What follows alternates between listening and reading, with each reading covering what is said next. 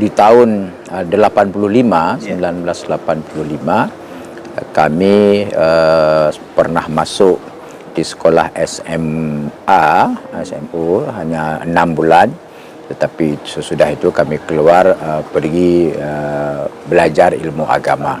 Kalau dari 2 ke atas, maknanya bapa dan di atas itu memang di keluarga kami itu tidak ada yang latar belakang tengku ataupun yang mendalami ilmu agama secara khusus. Jadi kami yang mendalami itu sendiri. Assalamualaikum warahmatullahi wabarakatuh. Syiralun, saat ini saya berada di pesantren Mahyal Ulum Al-Aziziyah Sibreh, Aceh Besar. Aceh Besar. Syiralun, saat ini saya bersama pimpinan pesantren Mahyal Ulum Al-Aziziyah, Tunku Haji Faisal Ali Esos. Beliau adalah selain pimpinan dayah atau pesantren, juga ketua Majelis Permusyawaratan Ulama Provinsi Aceh, dan juga sebagai ketua DPW Nahdlatul Ulama Aceh. Iya. Syiralun, saat ini kita berbincang-bincang dengan Abu atau Ustadz Tengku, banyak panggilan Syiralun untuk, atau juga Abu Sibreh ya dikenal.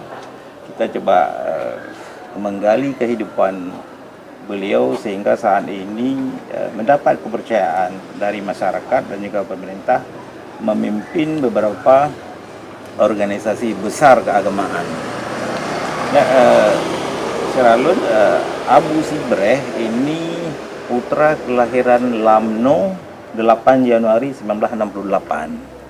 Jadi 58 tahun yang lalu. Ya. Jalan 58, Abu, kan? Jalan 58. 58, tidak terasa.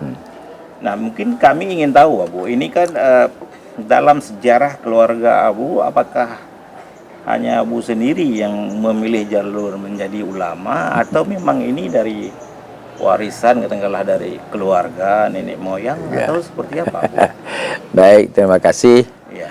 Pertama, kalau dari 2 ke atas, maknanya bapa dan di atas itu memang di keluarga kami itu tidak ada yang latar belakang tengku ataupun yang mendalami ilmu agama secara khusus, yang maknanya yang mampu diberikan kepada orang yang lain. Tapi kalau di belakang itu kita tidak tahu. Dari urutan nenek-nenek sana kita nggak tahu.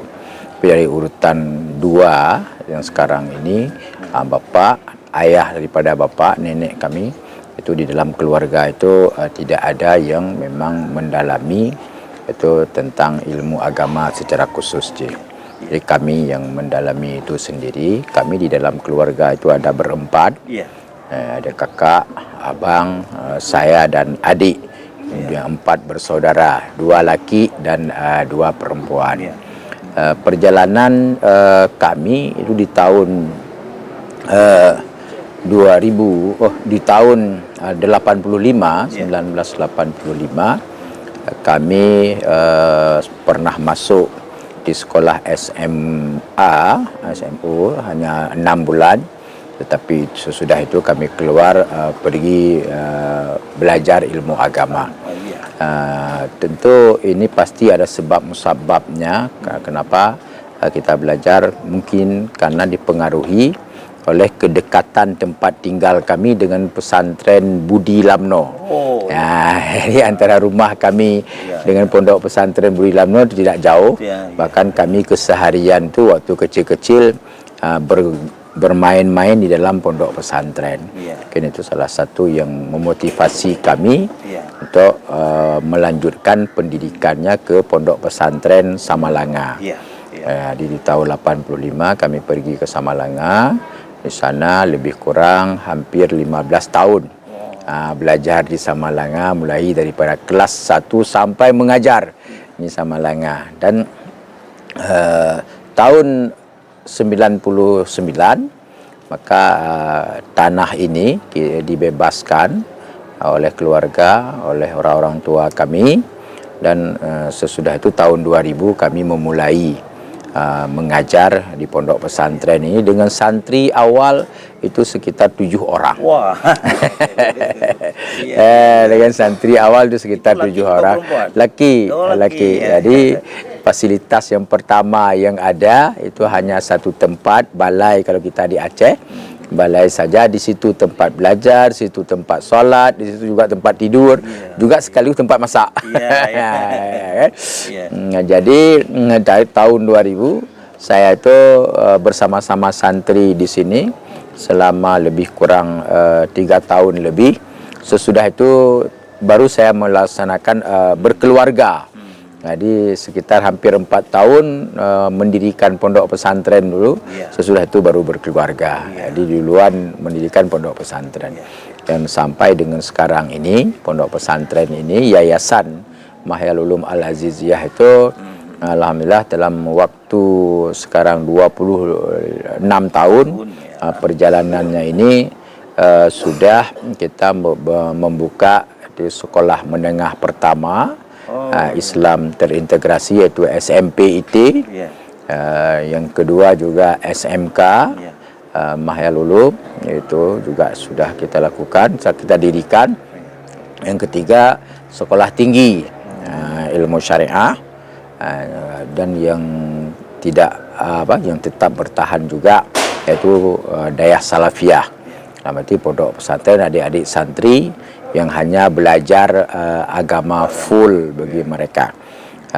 Dan yang dalam perjalanan ini, perjalanan 26 tahun ini juga kami dalam 2 tahun ini mencoba mengembangkan yang namanya itu tempat pemberdayaan ekonomi pondok pesantren. Jadi sekitar 5 lembaga itulah sekarang ini di bawah Yayasan Mahyal Ulum Al Aziziyah. Alhamdulillah baik siswa di tingkat SMP, di tingkat SMK, dan juga sekolah tinggi yang Salafiyah, juga pengembangan ekonomi. Alhamdulillah Allah berikan kemudahan dan Allah berikan peningkatan dari tahun ke tahun. Tentu ini merupakan syukur kami kepada Allah Subhanahu wa taala apa yang telah kami capai selama 26 tahun ini, dan kami terus ingin agar sisa-sisa hidup ini itu untuk lebih mengembangkan hal-hal yang lebih bermanfaat bagi hamba Allah, tentunya bermanfaat bagi makhluk Allah tentunya. Kita tidak akan pernah berhenti, terus berusaha sekuat tenaga yang kita miliki agar lembaga pendidikan yang sudah ada ini agar terus berkembang, walaupun sekarang ini dengan penuh keterbatasan, tidak begitu berkecukupan baik tentang fasilitas yang ada, fasilitas belajar, tapi itu tidak membuat kami untuk tidak memulai. Jadi terus kita mulai walaupun fasilitas-fasilitas yang terbatas. Karena keterbatasan jangan sampai menghalangi kita untuk memulai kebaikan itu sendiri. Syaralun, Tunku Faisal Ali atau Abu Sibreh ini dikenal sebagai salah seorang ulama yang moderat. Syaralun, maka beliau sering menjadi atau diminta oleh media pendapatnya, dan alhamdulillah sering menjadi rujukan baik dari masyarakat atau pemerintah Aceh. Namun kami ingin tahu Abu ini kan sudah menjadi tokoh tapi tetap bertahan di jalur ulamanya. Apakah tidak tertarik misalnya masuk ke politik? Karena kan banyak juga yang menjadi bupati, kepala daerah atau gubernur, atau menjadi anggota DPR di pusat maupun di daerah. Apakah belum terpikir atau belum saatnya atau seperti apa, Bu?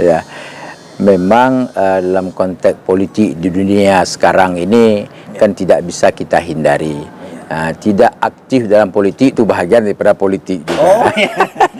Ya kan? Bagian daripada politik juga. Tapi untuk sekarang ini karena apapun kehidupan kami, terutama pribadi, tentu kita harus banyak mempertimbangkan segala sesuatunya. Kenapa? Karena tadi salah satu landasannya kita ini memulai dari awal. Yaitu berkembang dari hal yang paling kecil. Tentu banyak pertimbangan-pertimbangan apapun yang ingin kita lakukan. Yang penting apapun yang bisa bermanfaat dan dimanapun berada, kalau itu bisa bermanfaat maka tidak perlu kita masuk kepada ranah yang lain. Tapi kita juga tidak menutupin kalau prinsip hidup apa yang lebih bermanfaat maka tetap terus akan kita lalui untuk yang lebih bermanfaat atas petunjuk arahan terutama sekali daripada guru-guru yang selama ini membimbing kami. Jadi kalau guru-guru itu sebagai atasan tempat kita rujukan dalam segala sesuatu hal, maka kehidupan apakah dalam bidang politik ataupun bukan bidang politik itu sangat terkait dengan arahan daripada guru-guru kita semuanya seperti itu. Kalau saya tidak salah, pernah ada tawaran Abu dari mau ke caleg DPRI, mau ke kepala daerah atau wakil kepala daerah, tetapi walaupun nama Abu disebut-sebut, akhirnya Abu seperti menarik diri dari itu. Mungkin sekilas tadi sudah disampaikan, ini padahal ini sesuatu yang menggoda sebetulnya. Ingin. Kenapa sampai bisa bertahan? Karena itu juga salah satu tempat yang bisa memperjuangkan kepentingan rakyat. Dalam bahasa Aceh itu ada kata-kata itu bahasa Acehnya ngui balaku tubuh pajuh balaku atra. Kita harus tahu diri. Tapi itu saya bantah. kita harus tahu diri dalam konteks tertentu sekarang ini. Itu masih perlu kita bertahan yang seperti ini, tapi ke depan itu kita serahkan kepada Allah Subhanahu wa taala. Karena perjalanan apapun yang kita lakukan itu tentu ada masa-masa yang memang hari ini begini dan hari itu begitu. Tetapi yang sangat penting titik berat tadi adalah pada hidup yang bisa lebih bermanfaat. Kalau itu memang jalan untuk yang lebih bermanfaat, apa tidak yang akan kita lakukan. Tapi kalau yang sekarang ini hal yang seperti inilah yang kita lalui. Dan insya-Allah terus kita mendengar arahan, petunjuk daripada guru-guru, daripada teman-teman, sahabat-sahabat semuanya yang selama ini mereka terus memberikan semacam menjaga perjalanan hidup kita ini. Karena dalam pandangan saya kita ini pertama pribadi kami adalah bukan yang punya karamah pada diri kita sendiri, tapi kemuliaan yang ada ini karena banyak kawan, karena banyak saudara, karena bimbingan guru. Itulah yang membuat kita ada sekarang ini.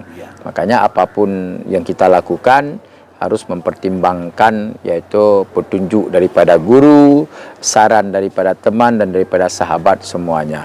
Itu perjalanan yang selama ini kami lalui, yang selama ini kami jalani, maka berupaya setiap hari untuk terus lebih bermanfaat dan dengan menjaga bahwa apapun yang kami sampaikan itu harus bermanfaat dan tidak boleh yang kami sampaikan ataupun kami ucapkan dan menyampaikan tausiah ataupun hukum-hukum berdasarkan kebencian, dasar perbedaan politik, itu semuanya kita singkirkan. Tapi berdasarkan kebenaran-kebenaran, referensi-referensi yang kuat, yang ada, yang berjalan, yang berlaku di Aceh yang sangat kita cintai ini. Mungkin ini pesantren ini sudah dikenal banyak orang dan sudah melahirkan banyak santri. Tadi di awal kami singgung bahwa Abu hanya sendiri yang mengambil posisi ulama ini. Nah, ini kan kita tidak mungkin hidup selamanya, Abu. apakah Abu juga mempersiapkan regenerasi untuk yang akan meneruskan ini supaya tidak terputus atau seperti apa?